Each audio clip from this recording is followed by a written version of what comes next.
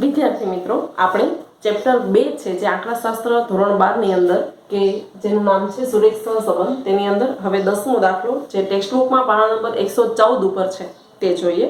10 પેઢી માટે વેચાણ x અને ખર્ચ y વિશે નીચે મુજબ માહિતી મળે છે. હવે 10 પેઢી માટે કીધું છે એટલે n બરાબર 10 આવે. માહિતી આપી છે x બાર y બાર, પછી sigma x minus 65 whole square, sigma y ઓછા 13 આખાનો વર્ગ, સિગ્મા x ઓછા 65 y ઓછા 13. આ બધાની કિંમતો આપેલી છે, બરાબર. અને આના પરથી આપણે સહસંબંધાંક શોધવાનો છે.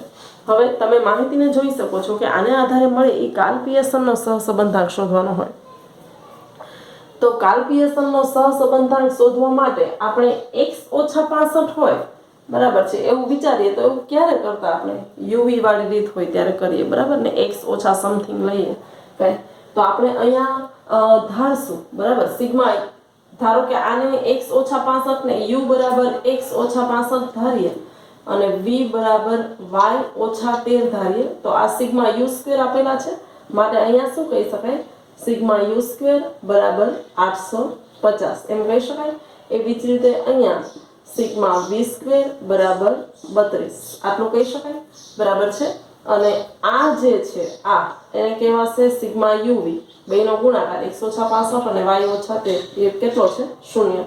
તો મારે જે રીત છે યુવી વાળી, જે અપૂર્ણાંકમાં આપણે આવતા ત્યારે રીત લેતા યુવી વાળી, તો એની અંદર સૂત્રની અંદર u સ્ક્વેર છે, v સ્ક્વેર છે, uv છે એ આપણી પાસે છે. શું નથી સિગ્મા u અને સિગ્મા v એ મેળવવા માટે આપણે શું કરશું, તો અહીંયા લખશું સિગ્મા u બરાબર સિગ્મા x ઓછા 65 આવું લખી શકાય, બરાબર. u બરાબર x ઓછા 65, તો સિગ્મા u બરાબર સિગ્મા x ઓછા 65 માટે સિગ્મા u બરાબર સિગ્મા x ઓછા n કૌંસમાં 65. સિગ્મા 65 તો ના લખાય, આને બહાર કાઢીએ કૌંસની એટલે n ગુણ્યા 65 માટે સિગ્મા u બરાબર સિગ્મા x કેટલા મળે, આ 58 છે, તો સિગ્મા x બરાબર 580 થાય. તમે જાણો છો કે x બાર બરાબર સિગ્મા x ના છેદમાં n એટલે 58 બરાબર સિગ્મા x ના છેદમાં 10, 10 આ બાજુ જાય તો 580 એટલે 580 ઓછા n એટલી સંખ્યા કેટલા છે 10, 10 કૌંસમાં 65 માટે સિગ્મા x બરાબર 580 અહીંયા લખી નાખીએ અને સિગ્મા y બરાબર કેટલા આવે 140 આવે, બરાબર છે. તો આવી રીતે આપણે કિંમત લખી નાખી. તો 580 સિગ્મા u બરાબર 580 ઓછા 650 બરાબર કેટલા આવે -70 આવે, બરાબર. આ જ રીતે v બરાબર y માઇનસ 13 છે, માટે સિગ્મા v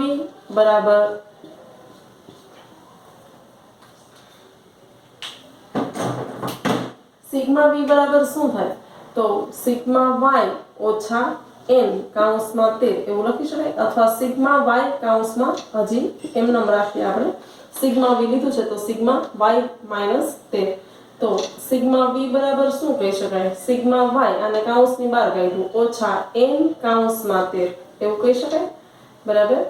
માટે સિગ્મા v બરાબર સિગ્મા y કેટલું છે 140, જે આપણને 14 ગુણ્યા 10 કરતા મળે. 58 ગુણ્યા 10 કરતા સિગ્મા x મેળવું એવી રીતે. હવે 10 કૌંસમાં 130 બરાબર એટલે 140 ઓછા 13 સોરી એટલે 130, 140 માંથી 130 જાય તો સિગ્મા v કેટલા મળે તો કે 10.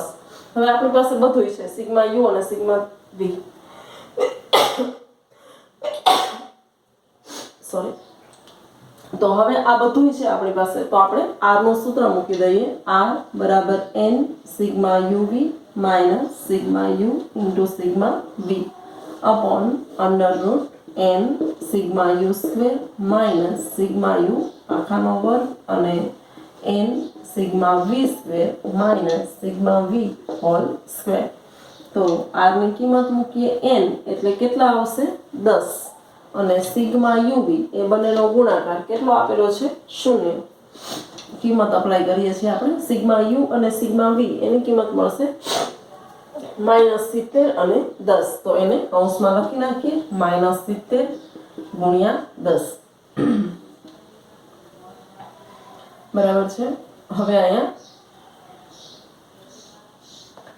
કિંમતો અપ્લાય કરીએ 10 સિગ્મા યુ સ્ક્વેર એ કેટલા આપેલા હતા 850 ઓછા સિગ્મા યુ આખાનો વર્ગ સિગ્મા યુ કેટલા મળ્યા આપણને 70 -70 નો સ્ક્વેર એ જ રીતે અહીંયા કિંમત મૂકીએ 10 સિગ્મા વી સ્ક્વેર કેટલા આપેલા છે 32 બરાબર તો 32 એમ નામ રાખો અને સિગ્મા વી આખા કાઉન્સનો વર્ગ તો સિગ્મા વી આવ્યો 10 નો સ્ક્વેર બરાબર છે માટે r બરાબર 10 ગુણ્યા 0 એટલે 0 થઈ જાય બરાબર છે આનો જવાબ કેટલો આવે -700 એ બહાર નીકળી જાય એટલે +700 થઈ જાય તો હું અહીંયા +700 એમ નામ લખી નાખું છેદમાં આનો ગુણાકાર એટલે 8500 ઓછા અહીંયા આનો વર્ગ 70 નો વર્ગ 4900 આવશે અને 3 ગુણ્યા 10 એટલે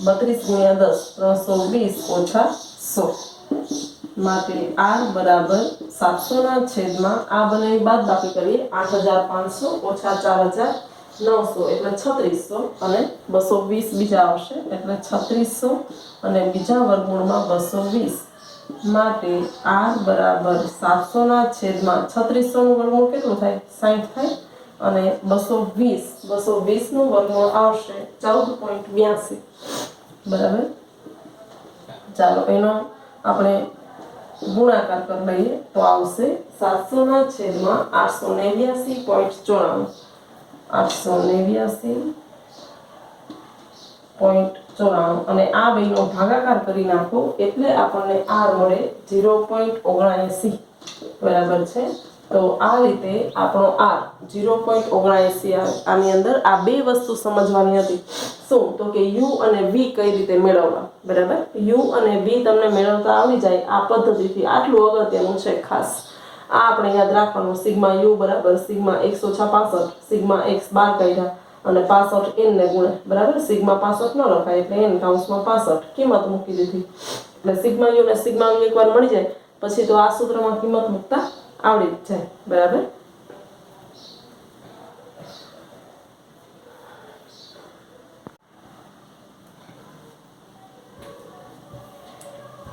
વિદ્યાર્થી મિત્રો આપણે હવે ચેપ્ટર 2 ની અંદર સેક્શન F છે એની અંદર જે 11મો દાખલો છે તે જોઈએ 11મા દાખલામાં શું કહે છે 10 વ્યક્તિઓ દૈનિક કેલરી x લે છે અને તેમનું વજન y કિગ્રા છે તે માહિતી પરથી ક્રમાંક સહસંબંધાંક 0.6 મળે છે હવે 10 વ્યક્તિઓની વાત હતી બરાબર એમાં ચલ x કેલરી છે અને ચલ y વજન છે તો એમાં r આપેલો છે 0.6 તો પેલા એ વિગત લખી લઈએ આપણે જે આપેલું છે તે n આપેલો છે 10 અને r આપેલો છે 0.6 બરાબર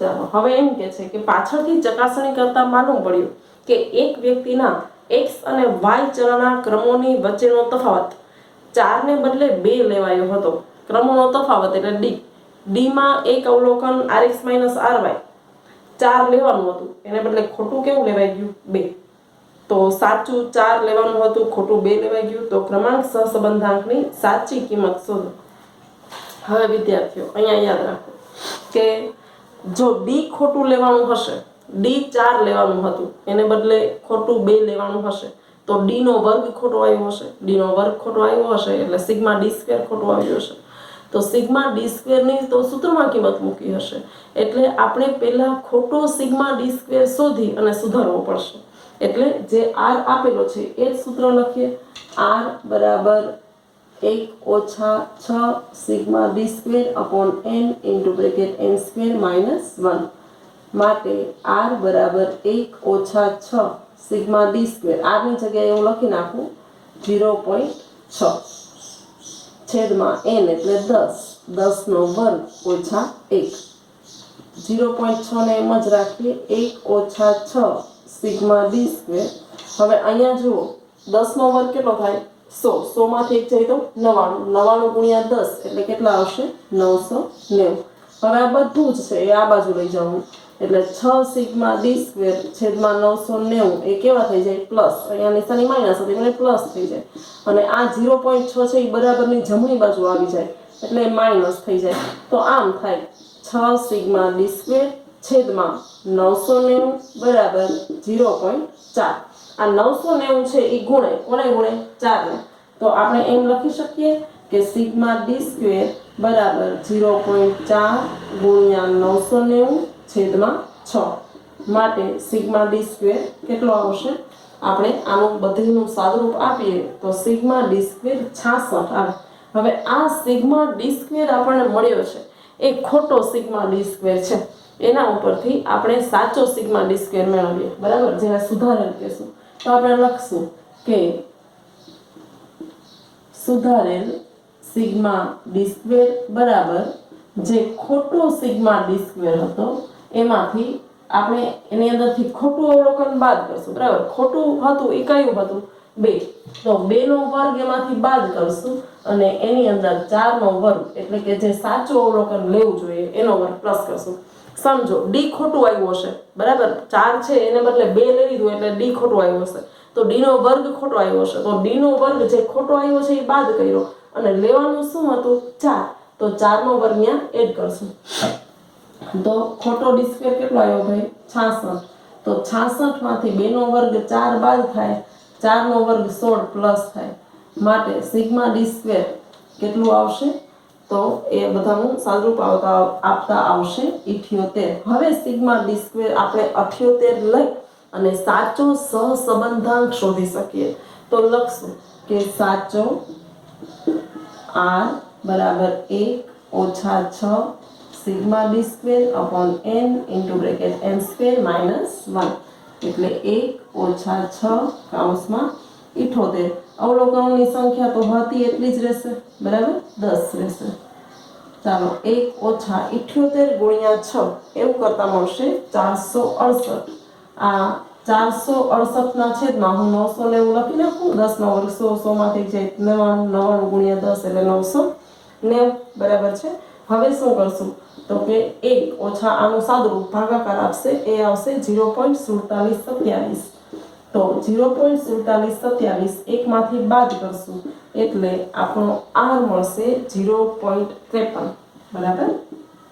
તો અહીંયા આપણને હવે જે r મળ્યો તે સુધારેલા સાચા r ની ક્રમાંક સહસંબંધાંકની કિંમત મળી.